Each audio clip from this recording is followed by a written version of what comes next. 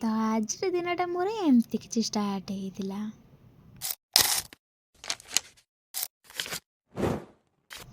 ତ hello everyone, good morning.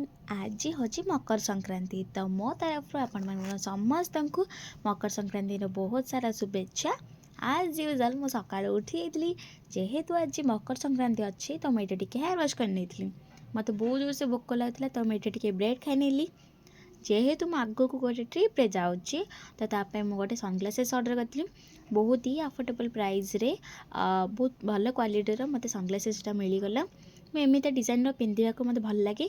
ତ ଦେଖିଲେ ଏଇଟା ମୋ ଉପରେ ସୁଟ୍ କରୁଛି ନା ନାହିଁ। ତ ଆପଣମାନେ ବି ଡେଫିନେଟଲି ଏଇ ସନ୍ଗ୍ଲାସେସ୍ଟା ଥରେ ଟ୍ରାଏ କରନ୍ତୁ। ତାପରେ ମୁଁ ଏଠି ଟିକେ ଲଞ୍ଚ୍ କରିନେଇଥିଲି। ଯେହେତୁ ଆଜି ସଂକ୍ରାନ୍ତି ଅଛି ତ ମାମା ଏଠି ସବୁ ଭେଜ୍ରେ ସବୁ ଡିଶ୍ ବନେଇଥିଲା, ବହୁତ ଭଲ ଲାଗୁଥିଲା। ତ ଖାଇ ପିଇ ସାରିକି ମୁଁ ଏଠି ଟିକେ ରେଷ୍ଟ ନେଇଯାଇଥିଲି। ତାପରେ ଉଠି ଯାଇଥିଲି ଟ୍ୟୁସନ୍ ଯିବା ପାଇଁ। ତ ଟ୍ୟୁସନ୍ କ୍ଲାସ୍ ସରିଲା ପରେ ମୋ ମାମା ସାଙ୍ଗରେ ଆସିଯାଇଥିଲା ଟିକେ ଏଟିଏମ୍, କିଛି କାମ ଥିଲା। ତ କାମ ସରିଲା ପରେ ମୁଁ ଘରକୁ ଆସିଯାଇଥିଲି। ଭିଡ଼ିଓଟି ଭଲ ଲାଗିଥିଲେ ଲାଇକ୍, ସେୟାର ଆଣ୍ଡ ସବସ୍କ୍ରାଇବ୍ କରିବାକୁ ଜମାରୁ ଭୁଲିବେନି। ରହିଲି, ବାଏ।